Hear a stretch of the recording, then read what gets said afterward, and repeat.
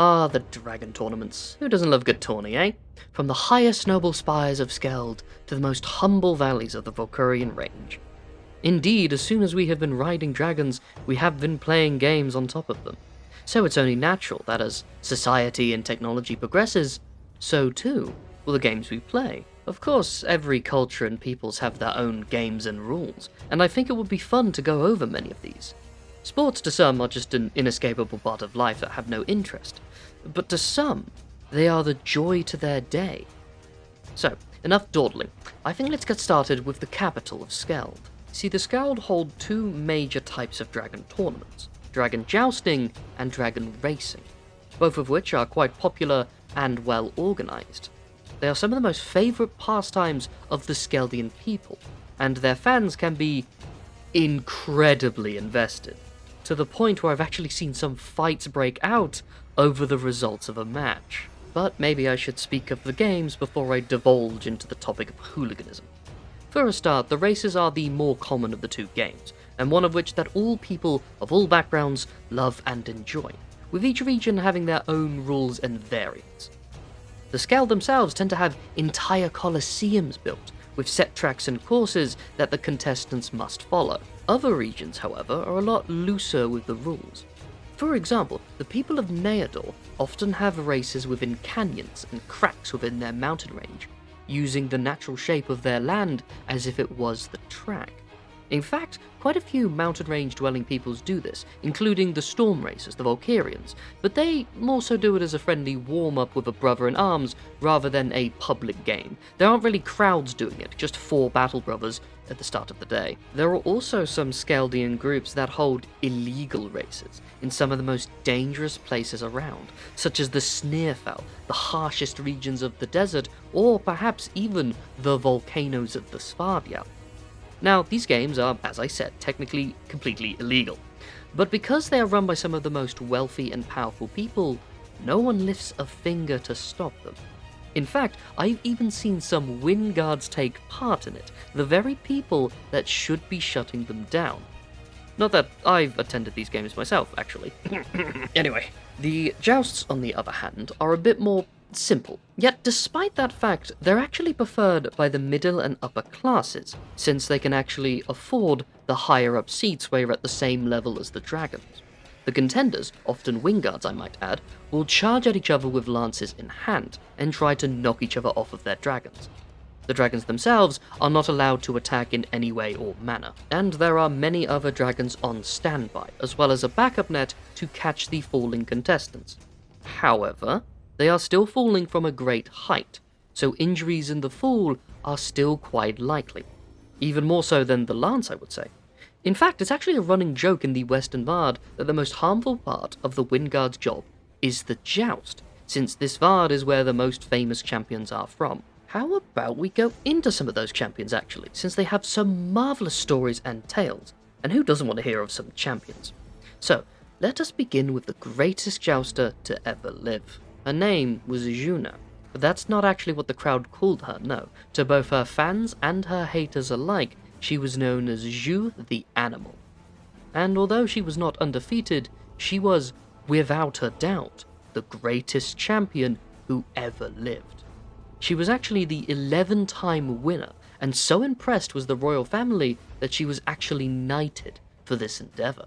After her passing, those who were in charge of the games actually made a new tournament in her honor, the Junian Tournament, something that the fans call the Animal Games, and many would-be champions will try their luck to win these games, as they are set up to relive her legacy. But there was another champion that was just as loved, but left in her shadow. Her name was Margitine, but the crowd called her Jean the Sore, since she was depicted as being quite bitter over losing time and time again to her rival, which, wow, she definitely was in many forms. Her career ended in a game against her rival, when she was knocked down in the first round, and took a crippling injury in her fall. It is said that the fall broke her spirit before her body. She looked up at her rival, who was applauding the crowd and already disregarded her. In that moment, Jean knew her body was broken beyond repair, but the only thought that was occupying her mind was, I will never be her. And so, her career was over. She was forced to retire and move back to her home in the countryside in the Eastern Vard. But to her surprise, she did not return quietly in shame, but to praise and applause. Turns out her people still cheered for her through everything. She forgot in her pride as she saw all of her matches as defeats. But her people saw the truth, that becoming second best in a tournament again and again with hundreds of contestants is well worthy of praise. She became a local role model and spent the last of her days essentially forming charities to help local disenfranchised people. The Eastern Vard was in a state during this time, and she made a massive effort to repair it. It is for this reason that to this day, people celebrate her just as much as her rival, despite the fact she never beat her. Right, let's change the topic briefly. I wish to talk about two smaller games that different peoples get into. The first is a Valkyrian game, one that's quite silly if you ask me. One would-be champion jumps into a ring with a wild and sometimes agitated stone snout. The goal of the game is to stay on the dragon for as long as possible before it throws you off. But you see, storm razors are rather large fellows, and are even stronger than they look, and they look, well, superhuman. Because of this, many tribes don't let storm razors participate, simply because not only are they strong enough to stay on a dragon indefinitely, but some are actually strong enough to wrestle a dragon into the ground and overpower them. After discovering this, however, they actually just started a new game for the storm razors, which is, well, it's basically just dragon wrestling. It's actually quite good training for them, and it's a great way to test out a new recruit. They've made quite the sport out of it. It also turns out it's actually one of the fastest ways to tame a stone snout, since they respect strength so much. But another culture that has an interesting dragon game are the survivors of the Svardyal, and the most famous members, the Marauders, have an interesting game. One which one of them atop a dragon will fly into another rider, or even a wild dragon, and the first to divert at the last possible second is considered the loser. It's more so meant as a test of courage than anything else. Marauders would often do something like this when meeting a new dragon rider they are unsure of.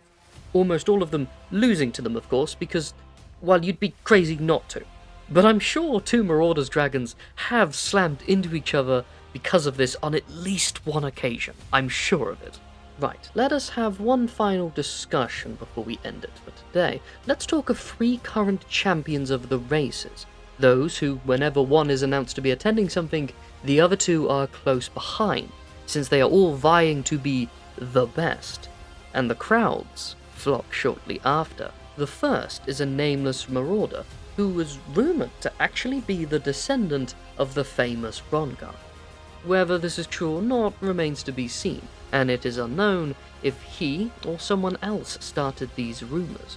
But what is known is he's actually quite a bit of an underdog, at least he started out that way. He had little to no money, and so painted his own hunting armour and his dragon himself by hand, which made a lot of people laugh at him. They thought it was quite silly. But after he won the first race he ever took part in, people's opinions changed real quick. The next is a phantom, Arnor, who is supposedly the last surviving member of the Fionari outcasts. He is said to be the ultimate thrill-seeker. He even served with mercenaries and even the legions at one point, but his true thrill was always riding his dragon at the fastest speeds possible. So, as soon as he learned he could actually be paid for doing so, he immediately quit the fighter's life and joined the races. He's one of those few examples of a phantom who completely gave up on their creed and oaths so that he could become a legend. He stopped skulking in the shadows to bask in the champion's spotlight. And lastly is the Windguard Melin, who is said to be the illegitimate grandchild of Jorlain, the greatest commander to live. The part that makes this story interesting is that supposedly her grandfather was actually a marauder. As the story goes, this nameless marauder offered Jorlain a drink at the start of the Siege of Navatin, the worst siege in the worst war she ever served in. She jokingly said, that if they both made it out, she would. And well, they did both make it out. She's a bit of a people's champion, actually, as even marauders and their families can be seen cheering her on. And indeed, she does wear a marauder's cape that is said to be the very one her grandfather did. And while her parents have barred her from any form of warfare, her skills in the races prove she is just as good a dragoneer as her ancestors. And she wears that with pride. Thank you for listening to my tales. I'm the Ashspawn. Feel free to leave a like, comment, or subscribe. It would really mean a lot to me. But, till next we meet, fellow traveller, have a good day.